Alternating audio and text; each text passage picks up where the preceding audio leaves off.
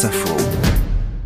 Bonsoir à toutes et à tous, merci d'écouter France Info, bienvenue aux informés avec, comme tous les samedis, vous le savez, le regard des correspondants des médias étrangers. À la une, ce soir, la trêve au Proche-Orient et ses 3 nouveaux otages d'Israéliens libérés, dont l'un des 2 franco-israéliens retenus par le Hamas depuis le 7 octobre 2023. En échange, 183 prisonniers palestiniens ont pu retourner chez eux.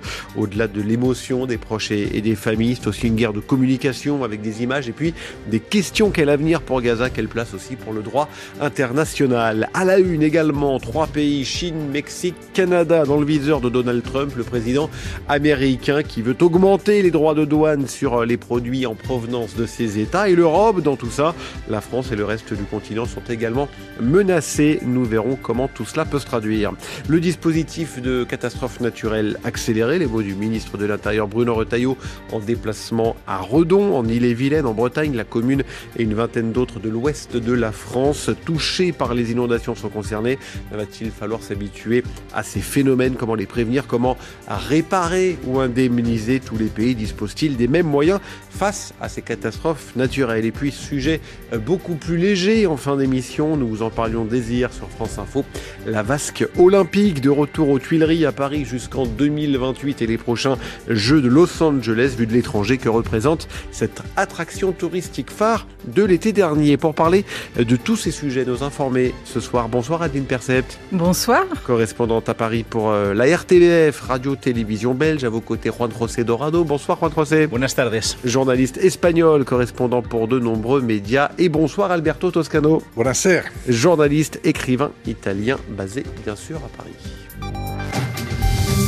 Les images se suivent, les scènes se ressemblent quelque peu depuis 2 semaines au Proche-Orient. Les combattants cagoulés et armés du Hamas ont cette fois libéré 3 otages d'Israéliens après 484 jours de captivité à Gaza contre plus de 180 prisonniers palestiniens. C'est le 4e échange de ce style depuis le début de la trêve. L'Israélien Yarden Bibas qui est rentré sans sa famille, nous y reviendrons. L'Israélo-américain Kate Siegel et l'un des 2 franco-israéliens qui étaient retenus en otage, Ofer Calderon, sont donc retournés en Israël aujourd'hui après avoir été remis au Comité international de la Croix-Rouge. Écoutez la réaction ce soir sur France Info d'Olivier Jaoui, cousin de la femme d'Ofer Calderon et président de l'association Vie brisée 7 octobre, qui s'inquiète de ce que va découvrir le désormais ex-otage. Évidemment, on l'a vu, la joie avant tout, le soulagement de retrouver sa famille, mais il va découvrir son kibboutz détruit, sa belle-mère, sa nièce assassinée, un quart de la population du kibboutz Néroz est soit otage, soit mort, sans compter les blessés. Donc il va découvrir cette situation et on s'inquiète évidemment, même si on l'a vu faire de l'humour, sourire, plaisanter avec son frère, avec une espèce, on va dire peut-être d'humour juif, mais en tout cas d'humour tout court. On l'a vu quand même manifestement savoir qui il est, où il était, retrouver tous ses esprits. C'est une bonne nouvelle, du soulagement tempéré par l'inquiétude pour tous les otages dont on n'a pas de nouvelles. Ohad Yahalomi, l'autre Français, dont on ne sait pas s'il est vivant ou mort. Parmi les 33 de la fameuse liste, il y a 8 morts. Le Hamas a dit qu'il y avait 8 morts. Donc bientôt, on va voir sortir des cercueils. Et évidemment, la tristesse. Les mots d'Olivier Jaoui, cousin de la femme d'Ofer Calderon, franco-israélien, libéré donc ce samedi par le Hamas. Juan José Dorado, Ofer Calderon sorti d'un enfer inimaginable. Ce sont les mots d'Emmanuel Macron. Et la première chose, c'est vrai, c'est que il faut être solidaire des otages qui sont encore retenus du côté de Gaza. C'est vrai que pour M. Calderon, c'est une libération. C'est vrai aussi que ça l'est pour un autre otage, M. Bibas, dont 2 de ses enfants, par contre, sont encore retenus. Même, on laisse penser qu'il serait... Sa femme et ses 2 enfants dont la mort avait été annoncée par le Hamas en novembre 2023. Il est revenu seul, ce qui laisse effectivement présager du pire les concernant. Donc, après ça, il va falloir tout simplement continuer à avoir de l'espoir parce que il y a encore des otages, comme je vous disais. Et maintenant, il va falloir voir effectivement à quel niveau le gouvernement israélien, mais aussi le Hamas, sont prêts d'aller vers cette 2e phase, puisqu'on savait qu'il y avait 4 phases qui avaient été accordées. Donc, OK pour la libération des enfants, des otages, mais surtout, n'oublions pas que ce n'est pas du tout fini, il y a encore des otages, et le conflit israélo-palestinien ne s'est pas résolu aujourd'hui avec cette libération de ces 3 otages et des 183 Palestiniens qui ont été aussi mis en liberté par les Israéliens. On va bien sûr y revenir. Adeline Percept, c'est ça qui rend tout ça très particulier aussi, c'est qu'à la fois il y a la joie de ceux qui sont libérés, on l'a dit aujourd'hui avec Ofer Calderon, notamment franco-israélien, et en même temps l'inquiétude, la tristesse qui prédomine aussi sur le sort de certains de ces otages. On sait, et Olivier Jaoui le rappelait, que 8 sont décédés, ça on le sait désormais. Mais on ne sait pas qui. On ne sait pas qui, et l'inquiétude effectivement des familles qui est énorme aussi. Oui, alors en fait, ce processus tient là, pour l'instant on en est à la 4e libération d'otages, mais nul ne sait si on va arriver jusqu'à la phase 2. Et la phase 2, c'est là où doivent être libérés la majorité des otages israéliens, plus d'une 60aine.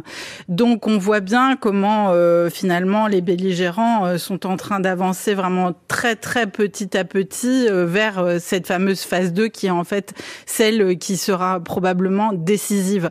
Des deux côtés, Juanjo disait il va et Olivier Jaoui avant lui disait voilà ces otages quand ils sortent, ils découvrent la situation post-7 octobre. Ils découvrent l'ampleur, effectivement. Ils découvrent l'ampleur du traumatisme dans leur kibboutz, dans la société israélienne. Et puis il y a aussi côté évidemment gazaoui, tous ces Palestiniens qui ont dû être déplacés et qui reviennent chez eux dans le nord de Gaza, où il va falloir là aussi soulever sous les décombres et les estimations, c'est 10 000 morts. Donc les deux parties avancent comme ça. Avec plus de 40 000 morts pour l'instant annoncés par le Hamas. Effectivement, annoncés par le Hamas. Alberto Toscano, je voulais vous entendre aussi sur autre chose qui est frappant, ces libérations d'otages à chaque fois, cette scénographie, ces combattants cagoulés, armés, tout cela est très préparé, très mis en scène d'une certaine manière. C'est une scénographie, à mon avis,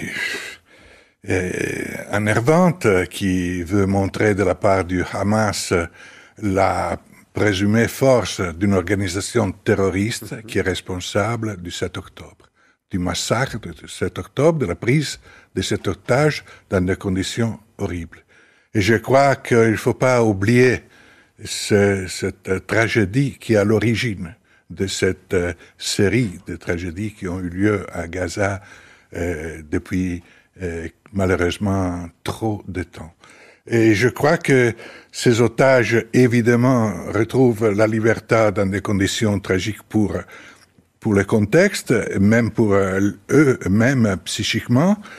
Et la mise en scène de la part du Hamas est une tentative, à mon sens plutôt pathétique, d'essayer de transformer une situation critique pour ce mouvement terroriste en démonstration de force. Allez, on continue à en parler dans un instant. Le fil info, d'abord 20h11, Étienne Cholez.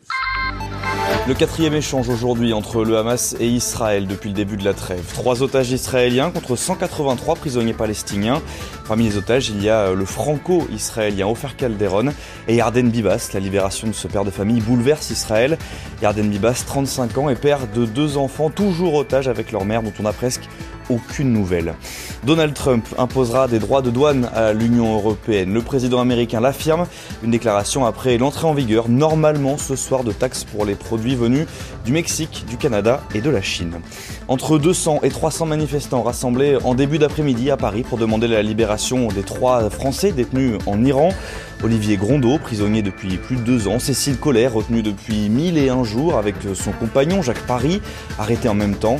Les autorités iraniennes les accusent d'espionnage.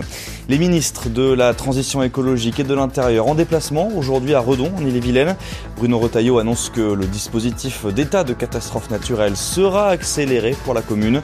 Même chose pour une vingtaine d'autres. La décrue commence, elle va être très longue. Plus aucun département n'est en vigilance rouge pour crue. Et puis, la Coupe Davis, c'est du tennis. France-Brésil à Orléans, 2-0 pour les Bleus. Hugo Humbert s'est imposé contre Joao Fonseca. Même chose pour Arthur Fils face à Thiago Seybothwild. Il faut une nouvelle victoire pour passer au tour suivant. Le prochain match, c'est le double demain avec Pierre Hugerbert et Benjamin Bonzi. France Info. 20h, 21h, les informés, Victor Matet. Avec dans le studio de France Info, toujours Adeline Percept, Juan José Dorado et Alberto Toscano pour parler de cet nouvel échange d'otages israéliens. 3 otages libérés aujourd'hui contre la libération de plus de 180 prisonniers palestiniens. De la trêve qui se poursuit avant de discuter bien sûr de la suite, de l'avenir de Gaza notamment. Et pour en parler, nous sommes en ligne avec Julia Grignon. Bonsoir. Bonsoir. Professeur de droit à l'Université Laval, c'est au Canada, également en France à Paris, Panthéon-Assas, directrice scientifique de l'Institut de recherche stratégique de l'école militaire. Cette question, quel avenir pour Gaza et les Gazaouis? On se souvient de la récente proposition de Donald Trump de faire le ménage, ce sont ses termes, et de transférer toute la population de Gaza vers l'Égypte ou encore la Jordanie. Les 2 pays avaient dit non. Refus réaffirmé aujourd'hui avec l'appui également de l'Arabie Saoudite, du Qatar, des Émirats Arabes Unis, de l'autorité palestinienne et de la Ligue arabe. Bref, tous disent qu'une telle mesure menacerait la stabilité de la région, propagerait les conflits et compromettrait les perspectives de paix. Pour vous, l'avenir de Gaza doit se faire avec les Gazaouis sur leur territoire? Absolument. Et alors, si politiquement, c'est pas envisageable de le faire, juridiquement, c'est parfaitement interdit. On ne peut pas déporter une population depuis son territoire pour l'amener sur un autre territoire contre sa volonté. Ça, c'est rigoureusement interdit depuis 1949, depuis les conventions de Genève. Donc, au terme du droit international, c'est une solution qui est parfaitement impossible. Adeline Percept évoquait la difficulté, Juan José Dorado aussi, de cette deuxième phase qui va commencer à partir de lundi, des négociations qui vont commencer en plus, bien sûr, de la continuité de ces échanges entre otages et prisonniers. Comment est-ce que vous voyez les choses ? Oui, effectivement. Et ce qui est très difficile, c'est de voir la pérennité de cette trêve à quelle situation on va revenir. Et là, c'est difficile aussi de se projeter parce que, et si moi je prends ma perspective qui est celle du droit, puisque la situation des Palestiniens avant le 7 octobre était déjà une situation où il y avait un certain nombre de violations du droit international. Elles se sont exacerbées depuis le 7 octobre, mais même si on revient à la situation antérieure, on a encore un très grand nombre de problèmes vis-à-vis du droit du peuple palestinien à vivre son droit à l'autodétermination d'abord, et puis ensuite à vivre dans des conditions acceptables, à être dans le cadre des droits humains, avoir accès à un emploi, à avoir accès à la propriété, etc. Et donc, soit s'installe effectivement cette trêve dans la durée, c'est ce qui est prévu pour la deuxième phase avec un retrait des troupes israéliennes. Donc, il faudra voir si ce retrait il est effectif. Si ce retrait il est effectif, il faudra ensuite voir si on peut considérer qu'Israël n'est plus la puissance occupante sur le territoire de Gaza. Et là, il faut se souvenir que quand même, en droit international, et ça a été dit par la plus haute cour du droit international, la Cour internationale de justice, non seulement Gaza, la Cisjordanie et Jérusalem-Est est un territoire occupé depuis 1967, depuis la guerre des 6 jours, et même après 2005, après que les soldats israéliens se soient retirés de la bande de Gaza, la Cour internationale de justice a considéré que parce que les autorités israéliennes continuaient d'y exercer leur autorité, elles demeuraient la puissance occupante sur ce territoire. Et ça a des conséquences juridiques particulières. L'avenir de ce conflit, il est d'autant plus délicat à appréhender, que ce soit sur le plan humain, sur le plan juridique, on en parlait, et diplomatique, que se mêle à la fois, Julia Grignon, un État, Israël, une organisation non étatique, le Hamas, et au milieu des individus, à savoir les otages israéliens et les prisonniers palestiniens. Tout cela rend le futur encore plus compliqué ? Oui, et là, alors il y a plusieurs branches du droit international qui viennent s'entremêler. Le droit international, c'est tout un système de relations entre les États, et les États ont décidé de, pour une part, mettre l'individu au cœur du système. Et donc, on a, par exemple, du droit international humanitaire qui va s'appliquer si on est en situation de conflit armé. On a le droit international des droits humains qui s'applique dans toute situation. Et puis, on a aussi le droit international pénal. Alors, si on reste dans une situation de conflit armé, et là encore, l'avenir de cette trêve va le déterminer, on continuera d'appliquer le droit international humanitaire et à protéger les populations qui se trouvent sur ce territoire par ce droit. En revanche, si on revient à une situation normalisée, là, c'est la plénitude du droit international des droits humains qui aura vocation à s'appliquer. Et puis, j'ai parlé du droit international pénal, et ça, c'est un aspect très important aujourd'hui de la situation. Il n'y aura pas de retour à une situation pacifiée sans justice. Et donc, il faudra que tous les crimes qui ont été commis dans la situation, situation, les crimes du 7 octobre 2023 et tous les crimes qui ont été commis depuis soient jugés. Et là, on a d'abord les juridictions nationales qui théoriquement doivent se saisir de ces violations, et on a une juridiction internationale qui est aujourd'hui saisie de la situation, la Cour pénale internationale. Et vous le savez, cette Cour pénale internationale, elle est menacée dans la possibilité d'accomplir son travail dans des conditions sereines. Elle l'était déjà avant janvier 2025. Elle l'est d'autant plus avec les menaces que l'administration Trump font peser sur cette Cour. Or, il va falloir déployer des moyens diplomatiques et des moyens même financiers pour soutenir cette Cour pour qu'elle puisse faire son travail et que les personnes qui doivent être jugées le soient. Sachant que ce sont des procédures aussi qui peuvent durer des années. Absolument, parce que, et ça il faut bien le comprendre aussi, pourquoi ça dure des années, c'est parce que un crime international, c'est un crime particulièrement grave. On parle de crimes de guerre, de crimes contre l'humanité, on peut parler aussi de crimes de génocide, et ce sont des crimes qui sont très difficiles à documenter. Donc même si parfois on a l'évidence sous les yeux et qu'il est très probable que des crimes de guerre aient été commis dans la situation, voire des crimes contre l'humanité. Ensuite, il faut pour chacun de ces actes rapporter une preuve matérielle pour pouvoir condamner les personnes qui sont soupçonnées d'avoir commis ces crimes. Et ça veut dire qu'il faut récolter de la preuve, il faut ensuite soumettre cette preuve à des juges qui vont devoir être convaincus, au-delà de tout doute raisonnable, que ces actes constituaient bien des crimes au terme du droit international. Et parce qu'on se situe aussi dans des processus judiciaires qui permettent de garantir les droits fondamentaux de toutes les personnes, les accusés doivent avoir le droit de se défendre, et il faut également, par exemple, qu'ils aient la possibilité de faire appel. Et donc parfois, vous avez un jugement de première instance, un jugement d'appel, ça prend des années avant d'obtenir une condamnation. Le regard de juriste de Julia Grignon. Vous restez avec nous, Julia Grignon. On continue la discussion dans un instant dans Les Informés, juste après le fil info, puisqu'il est 20h20, Étienne Cholez.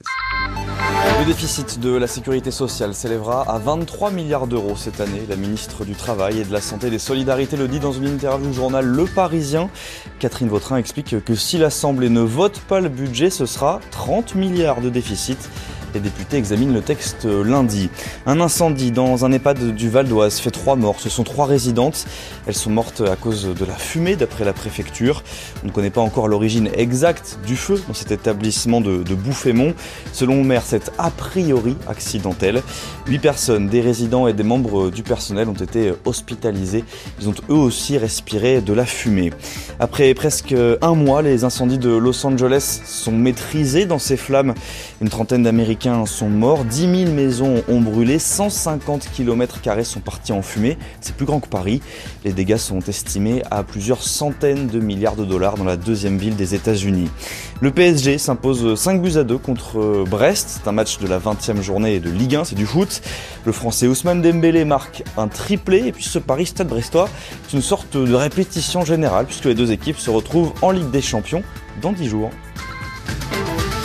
France Info. 20h, 21h, Les Informés, Victor Matet.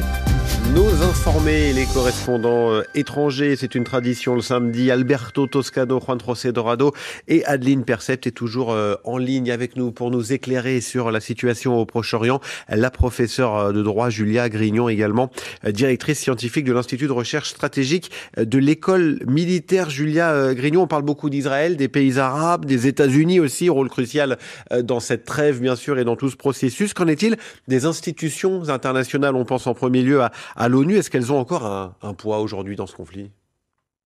Alors moi, je veux croire que ces institutions ont encore un poids. Je pense que l'avenir de la situation à Gaza, mais l'avenir de toute situation qui menace la paix et la sécurité internationale, continue aujourd'hui de passer par les Nations Unies. On peut critiquer beaucoup les Nations Unies à bien des égards. Il y a des choses qui sont perfectibles. Mais si on décide de mettre l'ONU par terre et de recommencer un autre système, à mon avis, on n'arrivera à rien de mieux que ce qu'on a déjà, c'est-à-dire les Nations Unies. Donc moi, je suis plutôt partisane de défendre ce système, évidemment de militer pour sa perfection, mais en tout cas de se reposer sur ce système multilatéral. Et vous l'avez mentionné, ce sont les États tiers à la situation qui ont aussi une responsabilité. Et l'ONU, c'est pas une entité désincarnée qui fonctionne toute seule. Elle fonctionne parce que les États s'investissent dans ces institutions et s'y investissent de bonne foi. Et donc, il est aussi absolument nécessaire que les États qui sont tiers au conflit, qui participent à l'Assemblée générale des Nations Unies, à des mécanismes de mise en œuvre dans le cadre des droits humains au sein des Nations Unies le fassent de bonne foi et défendent le système multilatéral.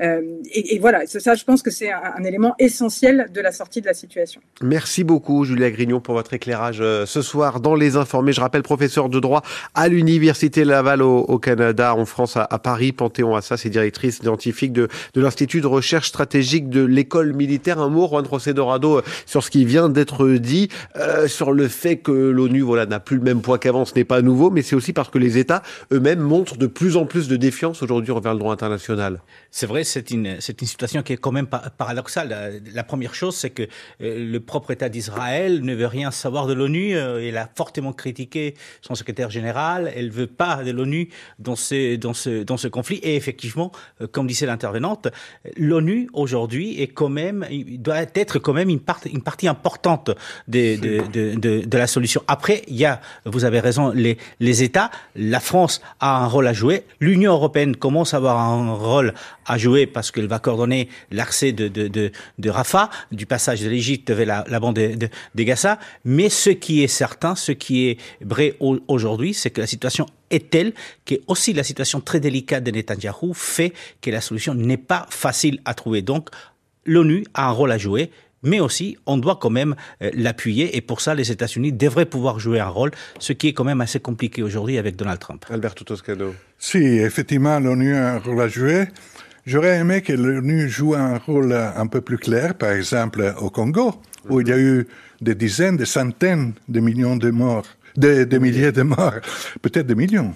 Si on calcule ces dernières années dans une guerre dont personne parle, parce qu'il n'y a pas certains intérêts à parler, à faire de la propagande sur ça, à faire de la politique sur ça. J'aurais aimé qu'on parle, par exemple, du peuple kurde, qui lui aussi a droit à avoir un État. Mais on n'en parle pas. Ça, c'est pas intéressant, ça, c'est pas important. Non, on parle de cette crise israélo-palestinien, en oubliant peut-être, tout d'abord, que la Cour pénale internationale ne représente pas la globalité de la communauté internationale, loin de là, en oubliant qu'il y a peut-être des soupçons de certaines utilisations partisanes de certaines décisions de la Cour pénale internationale, et en oubliant que les États de la région, tous, ont droit à leur sécurité. Israël compris, qui a droit à sa sécurité. Et dont la perspective logique donc et vous juste... dites quoi, Alberto ? Il faut un recours aux institutions internationales ou non ? Il faut que la sécurité de tout l'État de la région soit garantie, Israël compris. Adeline Perset, vous voulez rajouter un mot ? Oui, non, mais sur la présence des Nations Unies, Netanyahou a quand même été très clair avec l'agence, avec l'UNRWA. Hein, ça y est, ça commence, c'est fini le siège à Jérusalem, etc. J'aurais beaucoup de choses à dire sur ce que vient de dire Alberto, mais je vais peut-être pas aller jusqu'au Congo, mais les Nations Unies sont quand même présentes au Congo depuis des années, avec entre 16 000 avec des résultats formidables. Avec parfois peu de résultats, mais l'ONU a quand même fait des choses, et notamment un rapport qui s'appelle le rapport Mapping, et qui a permis quand même de répertorier 600 massacres en une dizaine d'années. Enfin voilà, l'ONU a eu aussi des experts qui sont morts en étant tués à bout portant au Congo, et c'est vrai que politiquement parlant, ce qui avait été engagé n'a pas été suivi d'effet. Mais pour rester sur le conflit israélo-palestinien, peut-être qu'il faut effectivement envisager une intervention. Sinon, comment s'en sortir ? On voit bien aussi aujourd'hui qu'on est toujours dans la répétition des mêmes choses. Enfin, je veux dire, cette histoire d'otages contre prisonniers, etc. On est toujours dans la répétition de la guerre de l'image. On est dans la répétition du rôle du Hamas qui veut montrer, là, hein, sur toutes les images qu'on est en train de voir ces jours-ci, qu'il reprend le contrôle de la bande de Gaza, alors qu'effectivement, on préférerait tous, je pense, que les Nations Unies soient plus présentes et qu'elles prennent le contrôle de la situation là-bas. C'est justement la question qu'on se pose, parce qu'on n'en parle pas beaucoup depuis des mois, mais on commence à en parler. Et cette négociation qui a été entamée via des intermédiaires entre Israël et le Hamas, et la suite. Et la suite, c'est quoi? C'est le Hamas toujours à Gaza?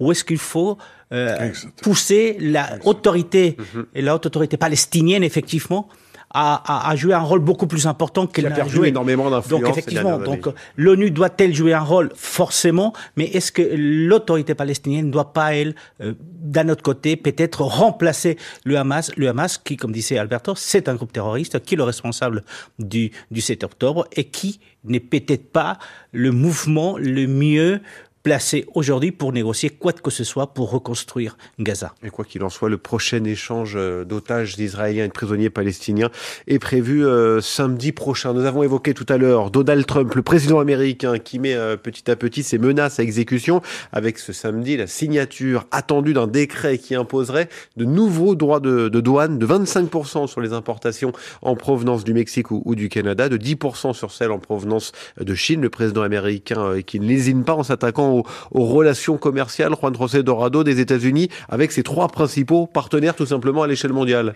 Effectivement, la Chine, le Mexique et le Canada d'ailleurs. Bon, il avait déjà fait ça lors de son premier mandat. Il avait annoncé qu'il allait commencer s'il gagnait les élections. Il les a gagnées et il le fait. Bon, on a déjà gagné quand même 18 jours puisque, vous le disiez, on attendait la signature de ce décret qui apparemment n'arrive pas. Mais bon, ça sera dans les prochains jours. Mais à se poser la question, quels sont les bénéfices qu'il va pouvoir Donald Trump rapporter aux États-Unis, puisqu'on sait qu'aujourd'hui, en s'attaquant à la Chine, qui se prépare depuis plusieurs années à cette possibilité, va peut-être... Sachant qu'il y avait déjà eu ces menaces pendant le premier mandat. Et d'ailleurs, il y a eu des augmentations. Des douanes qui ont été imposées à ces 3 pays. Mais ce qui est le plus inquiétant, effectivement, c'est où est-ce que nous amènent les États-Unis, d'autant plus qu'on sait que les droits de douane qui ont été imposés à l'époque... à un moment donné, certains États ont été extrêmement compliqués à gérer parce qu'ils ont beaucoup perdu d'argent. On va continuer à en parler, bien évidemment. La seconde partie des Informés arrive après l'info. Il est 20h30.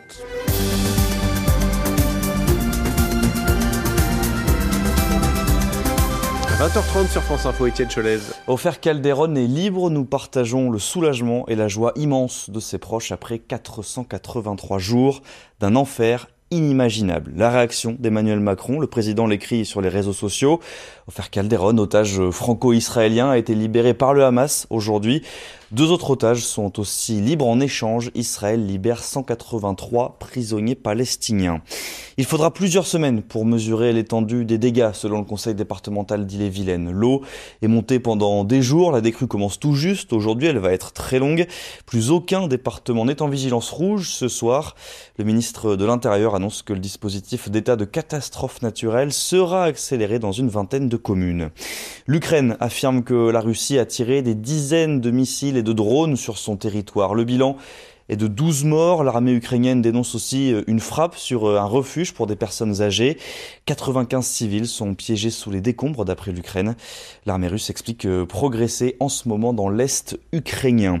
En rugby, le choc entre l'Angleterre et l'Irlande au tournoi Destination à Dublin. Les Irlandais s'imposent 27-22. Les Français affronteront les Anglais samedi prochain chez eux à Twickenham. France Info.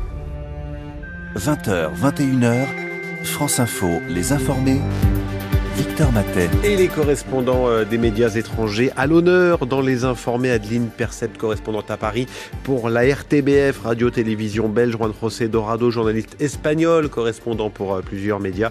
Et Alberto Toscano, journaliste, écrivain italien. Ces droits de douane donc que le président américain Donald Trump veut augmenter pour les produits en provenance du Mexique, du Canada et de la Chine. On ne sait pas encore si tous les domaines seront concernés. Une chose est sûre, Adeline Percept, c'est le grand retour du slogan America First. Oui, et alors moi j'analyse ça de façon assez globale, c'est-à-dire qu'en fait Donald Trump est dans une logique, et c'est ce qui vraiment me fait peur, est dans une logique où il tire un trait sur tout ce qu'on a fait après la Seconde Guerre mondiale pour s'entendre dans le monde. Et en fait, en août 41, Churchill a risqué sa vie pour aller au large de Terre-Neuve rencontrer Eisenhower.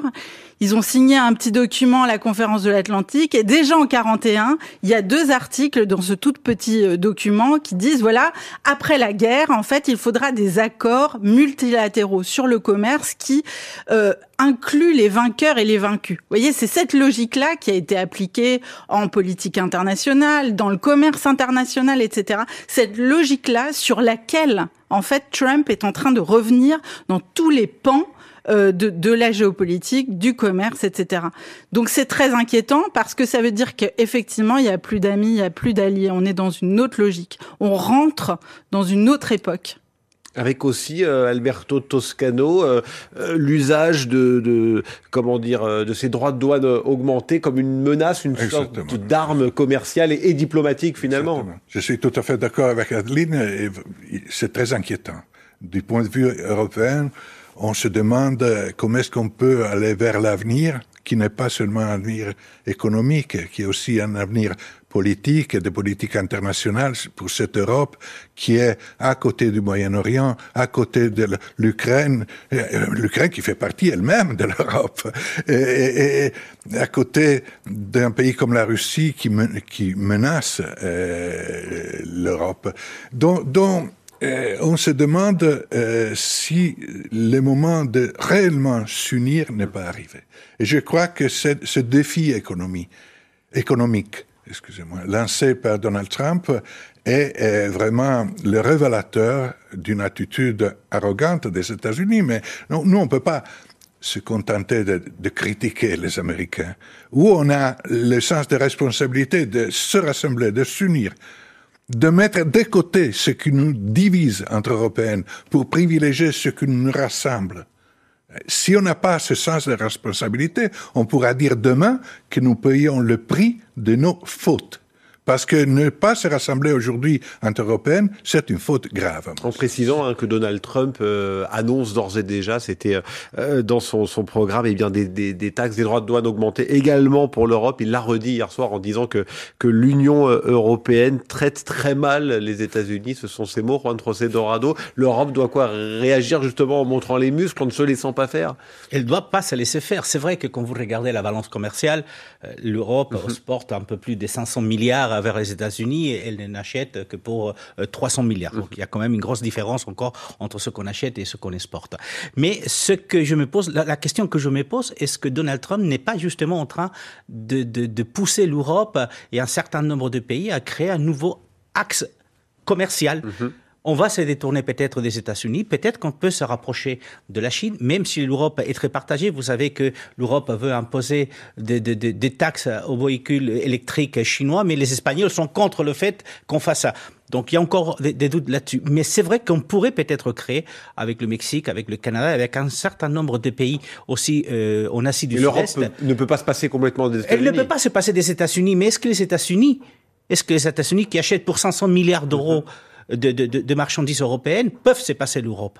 Il ne peut pas non plus se passer de l'Europe. Donc, créons peut-être un nouveau axe commercial et il faut montrer du muscle. Si vous ne montrez pas du muscle, Donald Trump vous bouffe. Et pardonnez-moi cette expression. Je voulais vous faire réagir aussi, Juan José, avec cette menace de taxer à 100% de la part de Donald Trump les produits en provenance d'Espagne, mais c'était visiblement une confusion. Donald Trump pensait que le pays faisait partie, l'Espagne, des BRICS, le fameux groupe Brésil, Russie, Inde, Chine, Afrique du Sud, et il aurait confondu avec Spain, Espagne en anglais. Est-ce qu'on en parle en Espagne on en a parlé, on en a beaucoup parlé, mais c'est vrai, ça montre quelque part aussi la faiblesse des arguments qui sont avancés par Donald Trump.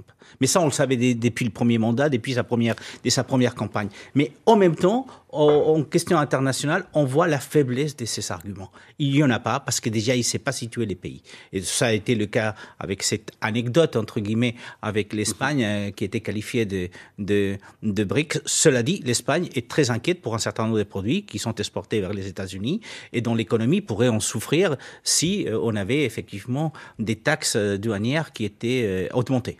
La Belgique a des ressortissants aux États-Unis. Il y a aussi pas mal d'entreprises. Comment est-ce qu'on réagit? Oui, il y a 500 entreprises belges qui sont répertoriées aux États-Unis. Il y a des secteurs, évidemment, je pense que dans toute l'Europe, le secteur agricole, il y a un certain nombre de gens et d'entreprises qui sont très inquiètes. Il y a le secteur aéronautique pour lequel la Belgique peut s'inquiéter aussi. En réalité, tout ça raconte quoi? Que Donald Trump est dans une logique de la loi du plus fort, la loi du talion, et donc les Européens doivent enfin apprendre à s'armer contre ça.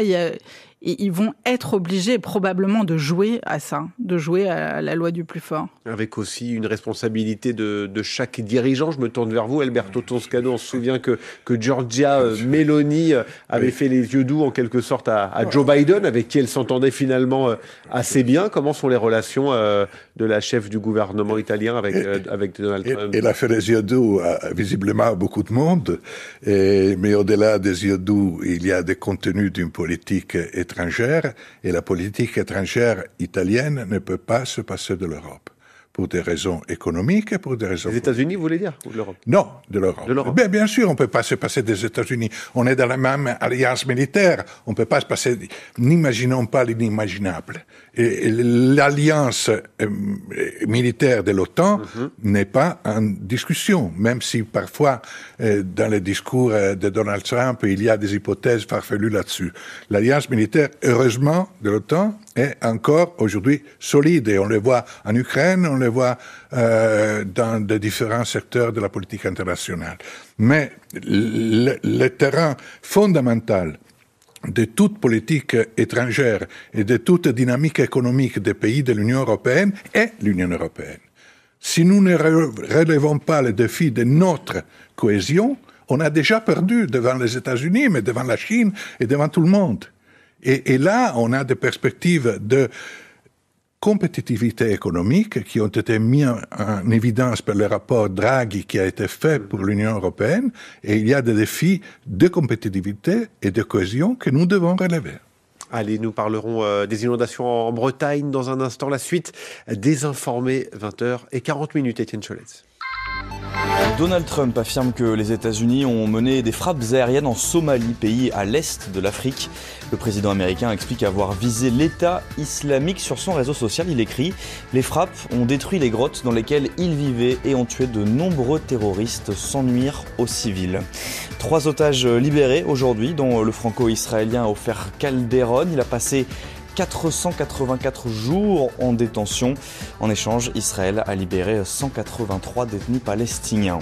Le ministre de l'Intérieur, Bruno Retailleau, réclame des opérations d'ampleur de contrôle et de dépistage des conducteurs de transport scolaire. Une demande faite au préfet, mesure après l'accident de bus jeudi en Eure-et-Loire. Le car s'est renversé, faisant un mort, une lycéenne de 15 ans. Le chauffeur a été testé positif au cannabis. Il est placé sous contrôle judiciaire. La Fédération internationale du cyclisme bannit l'inhalation répétée du monoxyde de carbone. L'UCI l'annonce dans un communiqué pour protéger les coureurs. La mesure commence le 10 février. Le double vainqueur du Tour de France, le Danois Jonas Vingegaard, a reconnu prendre ce gaz l'été dernier. Il explique que le monoxyde de carbone est utilisé pour mesurer les bienfaits des entraînements en altitude. France Info. 20h, 21h, les Informés. Victor Matet. Bienvenue si vous nous rejoignez dans les Informés. Partons maintenant pour la Bretagne et l'île-et-Vilaine. La ville de Redon, largement touchée par les inondations ces derniers jours, avec un déplacement aujourd'hui de 3 ministres, dont celui de l'Intérieur, Bruno Retailleau, qui a promis, alors que la décrue s'amorce, une accélération des indemnisations via le système de reconnaissance de catastrophes naturelles. Les gens, les habitants vont rentrer dans leur maison, ils vont constater des dégâts et très vite, il va falloir désormais réparer, il va falloir indemniser. Et dans ces mesures de réparation, dans ces mesures d'indemnisation, il y a un dispositif de solidarité nationale que vous connaissez bien. C'est la reconnaissance de l'état de catastrophe naturelle. Je veux dire aux élus qui sont ici que toutes les communes qui sont touchées, le préfet de région en a relevé plus d'une vingtaine déjà, qui vont pouvoir avoir accès à ce dispositif. C'est un dispositif qu'on va simplifier, accélérer. Le ministre de l'Intérieur, Bruno Retailleau, à Redon, en Ille-et-Vilaine. Juan José Dorado, impossible de comparer l'ampleur de ces inondations en Bretagne avec ce qui s'est passé à Valence, en Espagne, au mois de novembre. Plus de 230 morts, on le rappelle. Impossible aussi, cependant, de ne pas y penser avec ces phénomènes climatiques qui se répètent en Europe et ailleurs. Il se répète effectivement, ce n'est pas la première fois, ce n'était pas du côté espagnol, ce n'est pas la première fois non plus en France, mais la grosse différence, c'est que la réponse politique en France a été rapide. Aujourd'hui, 3 ministres étaient sur les terrains. Ce n'était pas le cas en Espagne, malheureusement. Et après, on se souvient de communes qui avaient attendu des secours pendant des jours, et puis de cette visite, ces images incroyables du roi et de la reine d'Espagne conspués à leur arrivée en banlieue de Valence. À la date d'aujourd'hui, le président du gouvernement n'est pas encore allé visiter les zones qui avaient été inondées. Cela dit. Donc effectivement, ça se répète. L'avantage des pays européens par rapport peut-être à d'autres pays, c'est que nous avons les moyens. Donc là où on a manqué, c'était la réponse politique. La France n'a pas ce problème. Je pense que les déclarations qui ont été faites par les ministres aujourd'hui sont tout à fait dans la logique. Peut-être la phrase qui me fait le plus sourire, c'est quand ils parlent de simplifier. Parce qu'à un moment donné, effectivement, ça devient tellement compliqué, ça a été le cas en Espagne encore ces dernières semaines, que 3 mois après, il y a des gens qui n'ont pas encore été indemnisés et qui ont encore du mal à pouvoir rentrer dans leur maison. Oui, il a précisé, on ne l'a pas entendu là, Bruno Retailleau, mais qu'il y avait effectivement des fichiers à télécharger sur Internet, que ça pouvait être plus rapide. Cela dit, la réponse politique, elle est là, ce qui n'a pas été le cas en Espagne, et effectivement, il va falloir continuer à promouvoir cette culture du risque et cette culture de la sécurité pour éviter que la population civile subisse, comme ça a été le cas en Espagne, et heureusement pas autant en France aujourd'hui. Face à ces phénomènes, Adeline Percept, on l'a dit, à chaque fois le même cocktail, finalement des pluies intenses, une urbanisation croissante depuis maintenant des décennies, une artificialisation des sols, tout cela favorise ces inondations aussi. Oui, et alors c'est vraiment étonnant de voir que partout en Europe, c'est la même chose. En juillet 2021, il y a eu des inondations monstres en Belgique, et donc partout les mêmes effets au fond, et partout les mêmes causes, l'artificialisation des sols. Ce qu'il va falloir faire maintenant, c'est localement en fait que les communautés de communes, que les maires, etc., évaluent là où on peut continuer à rester et là où ce n'est plus possible. Là où on peut continuer à rester, c'est là, en gros, où on va pouvoir faire des aménagements pour que l'eau circule différemment. Et là où on ne pourra plus, et ça a déjà été le cas en Belgique, mais aussi en France, dans le sud, dans l'Aude, près de Trèbes, il va falloir détruire des maisons, et aussi en Vendée, après la tempête Cynthia, il va falloir détruire parfois des maisons. Ça s'est fait en Belgique, après les inondations de 2021. Et il va falloir parfois déplacer des choses. À Trèbes, il y a une école, il y a une piscine qui ont été déplacées pour être hors des zones inondables. Donc c'est vraiment une adaptation, une transformation en fait, qu'il va falloir gérer au niveau local. Et il y a cette adaptation, ces prévisions qui se font en Italie, Alberto Toscano. Oui. Et il y a le double discours en Italie comme ailleurs. D'un côté, on dit c'est la faute au changement climatique, chose qui est certainement vraie, mais qui nous met dans une logique de longue période, forcément, et malheureusement. Et de l'autre côté, il y a des comportements irresponsables dans plusieurs cas. Alors, je ne connais pas la situation en Bretagne spécifique de cette crise. Mais je connais par contre ce qui s'est passé en Italie et peut-être aussi en Espagne, avec les inondations dans la région de Valence. Et en Italie, on a construit là où il était irresponsable de construire, dans les lits des fleuves. Et quand il y a la crue, quand il y a beaucoup de pluie et tout ça, alors les fleuves n'arrivent pas à passer. Parce qu'on a construit, on a eu des comportements réellement irresponsables. Et l'eau qui ne peut pas évidemment passer provoque et complique la situation sur le terrain des inondations. Donc, il y a une responsabilité humaine. Mais on ne veut pas et répondre de ses responsabilités. Alors on dit toujours les changements climatiques. Oui, les changements climatiques, mais commençons par être responsables dans les constructions, là, dans des situations critiques, comme paraît-il à Valence, tu vas me le confirmer si c'est vrai ou non, oui, mais certainement. Vous êtes dans votre région de Valence en Espagne, on l'a assez vite dit qu'il y avait cette responsabilité humaine, effectivement, d'avoir énormément bétonné, etc. Effectivement, on a beaucoup bétonné, on a construit des autoroutes, on a mis à côté la rivière et de l'autre côté une voie des trains et puis les maisons. Donc, et on n'a pas du tout pensé effectivement à faire couler l'eau quand il y aurait des inondations. Mais quand on parlait du cas de la Belgique, c'est très intéressant parce que qui aujourd'hui en Europe, quelle politique, quel gouvernement va prendre cette responsabilité politique d'investir des milliards pour déplacer effectivement des écoles, pour déplacer des maisons, les détruire et les reconstruire? Ça a un coût énorme. Et aujourd'hui, les politiques se disent on est là pour 4 ans, on est là pour 5 ans. Peut-être qu'on va pas dépenser l'argent, que ce soit celui qui va venir derrière pour le faire. Donc, il y a un manque de responsabilité politique. C'est une réalité. Ça a été le cas en Espagne. Ça l'a été en Italie. De toute évidence, la Belgique a commencé à prendre des mesures, mais dans des pays comme l'Espagne ou l'Italie qui sont grands en extension, c'est très compliqué effectivement d'investir des milliards et surtout d'aller trouver et faire des mécontents, parce que quand on t'annonce qu'on va détruire ta maison parce que peut-être dans 10 ans tu pourrais l'avoir complètement inondée, les gens sont pas contents. À propos de Alberto Toscano. C'est extrêmement irritant à mon sens, parce que d'un côté, les gens, quand l'État arrive pour les représentants de l'État pour dire vous ne pouvez pas construire ici, les gens s'en fichent, disent l'État, moi je fais ce que je veux. Et quand il y a la conséquence de cet comportement irresponsable et les alluvions, les inondations deviennent tragiques, alors on dit l'État est loin de nous. Qu'est-ce que l'État a fait? C'est la faute à l'État. C'est vraiment une situation qui est révélatrice de l'attitude irresponsable de certains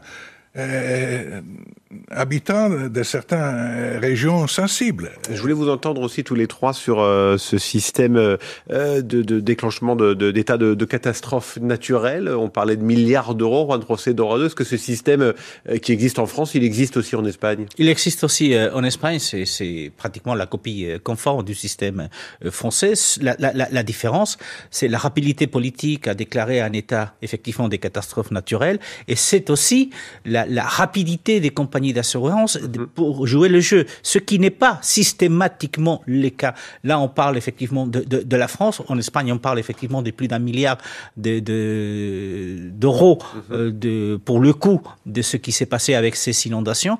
Et donc, avoir la responsabilité politique, la responsabilité des assurances et même la responsabilité effectivement des citoyens pour jouer le jeu et faire les choses correctement, ça devient très compliqué. Mais le système, grosso modo, est exactement calqué ou copié sur celui qui est en vigueur aujourd'hui en France. Système similaire en Belgique, Adeline Percept, ou pas? Oui, tout à fait. Et ce qui risque de se passer maintenant, c'est que les assurances, et on le voit déjà dans certains endroits, refusent. On l'a vu à Los Angeles, notamment, avec les incendies. Tout bonnement et simplement d'assurer les gens. Auquel cas, les maisons vont perdre énormément de leur valeur, et donc on ne pourra rien faire d'autre que de les détruire. Donc que l'État veuille pas, au final, il va bien falloir s'y mettre, j'allais dire. Et il va falloir quand même que ça vienne, à mon avis, de collectivités locales. On peut pas arriver de façon trop autoritaire pour ce genre de choses. C'est très délicat. C'est la vie des gens. Alberto Toscano, en Italie, je crois que c'est un système un peu plus hybride. Il n'y a pas vraiment d'état de reconnaissance naturelle comme en France ou en Espagne. Si, il y a plus, disons, de flexibilité à l'italienne.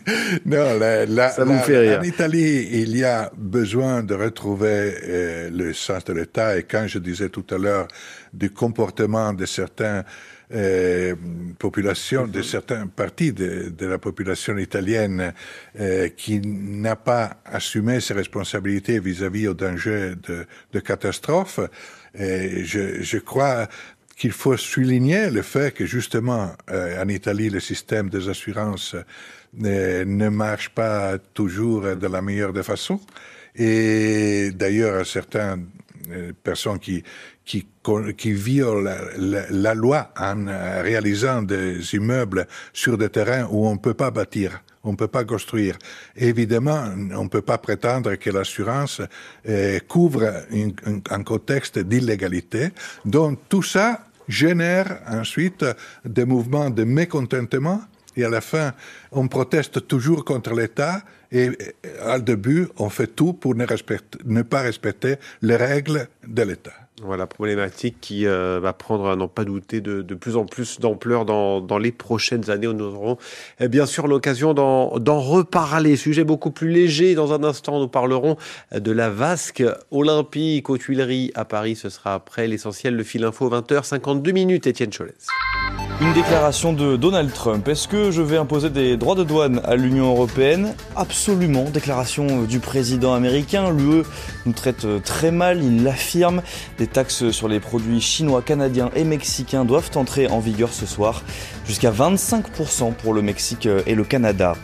Lionel Jospin appelle le PS à ne pas voter la censure du gouvernement. L'ancienne figure des socialistes estime que ce n'est pas responsable dans la situation financière dramatique qui est la nôtre, ce sont ses mots.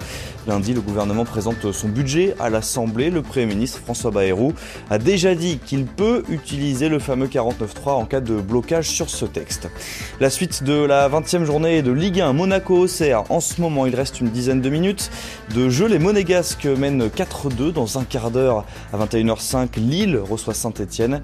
Le PSG s'est imposé tout à l'heure 5-2 contre Brest. Evgenia Lopareva et Geoffrey Brissot sont vice-champions d'Europe de patinage artistique. Les Français décrochent une médaille d'argent à Tallinn en Estonie aujourd'hui derrière le duo italien. Avec 206,76 points, ils réalisent la meilleure performance de leur carrière. France Info. 20h, 21h, les informés. Victor Matet. Allez, pour terminer ces informés, je vous le disais, un sujet beaucoup plus léger, la vasque olympique qui a fait le bonheur des Parisiens et des touristes pendant les Jeux l'été dernier. Eh bien, elle sera de retour aux Tuileries tous les étés jusqu'en 2028, date des prochains Jeux à Los Angeles aux États-Unis. Information que nous vous dévoilions dès hier sur France Info avant même la confirmation d'Emmanuel Macron. Cette vasque, elle a donc été l'un des acteurs des derniers Jeux de Paris. Est-ce qu'il y a des réactions dans vos pays respectifs à ce grand retour, Adeline Percept ? Écoutez, je n'en ai pas vu pour l'instant, mais ce que je peux vous dire, en tout cas, c'est que la vasque fait partie des symboles qui ont été extrêmement appréciés en Belgique, et je ne doute absolument pas que les touristes belges qui viennent, vous savez, toujours en vacances en France, et particulièrement l'été, vont faire un petit stop à Paris pour voir la vasque. Juan José. On n'en a pas encore beaucoup parlé parce qu'en Espagne, on n'a pas cette tradition, effectivement, comme en France. Mais ce qui est important, c'est qu'effectivement, c'était demandé par les Parisiens, c'était demandé par les Français, et que cette vasque reste en France, qu'elle puisse continuer à être regardée et vue. Et donc, c'était une très bonne idée. Et puis, il y a les touristes, bien sûr. Ça donne une raison de plus de pouvoir venir à Paris, de pouvoir aller au parc des Tuileries. Il passe forcément à l'endroit qu'on visite au premier abord, peut-être le Louvre, mais pas au-delà. Et c'est vrai, c'est une très bonne idée, même si le coût de la réinstaller, même pendant les étés jusqu'à 2028 est autour de 2,5 millions d'euros, ce qui est quand même une quantité pas négligeable. Mais je suis sûr que la France sera capable de rentabiliser le retour de cette vasque au jardin des Tuileries. C'est très français, Juan José, finalement, de remettre comme ça en avant. Écoutez, oui, ça l'est. Moi, j'avais deux exemples. Le premier, quand on les a pas, on les invente. Les symboles, c'est le pont des Arts à Paris. On a commencé à installer des candas et tous les touristes allaient installer un kanda, tous les amoureux. Quand tu es arrivé à Paris, tout le monde allait au pont des Arts. Peut-être avant, ils allaient beaucoup moins. Et puis, il y a cette histoire de la flamme, la réplique de la flamme des Statues de la Liberté qui est installée au pont de l'Alma. malheureusement, c'est sous ce pont de l'Alma où, effectivement, Laïdi s'est tué il y a quelques temps. En 1997. Et effectivement, depuis, il y a énormément de touristes qui ont découvert cette flamme qui était tranquillement là et à qui personne ne faisait attention. Aujourd'hui, c'est un endroit touristique pour les étrangers. À la vasque olympique, est-ce qu'après les JO de Barcelone en 92, ça remonte aussi un peu? Il y a eu des monuments ou des choses qui sont restées comme ça?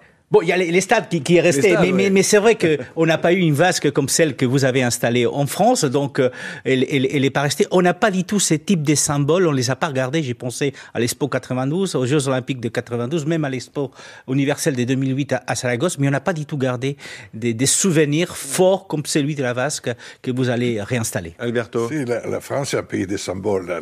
Les Français adorent les symboles, ça donne comme si ça renforçait l'idée de la République. Donc, pourquoi pas?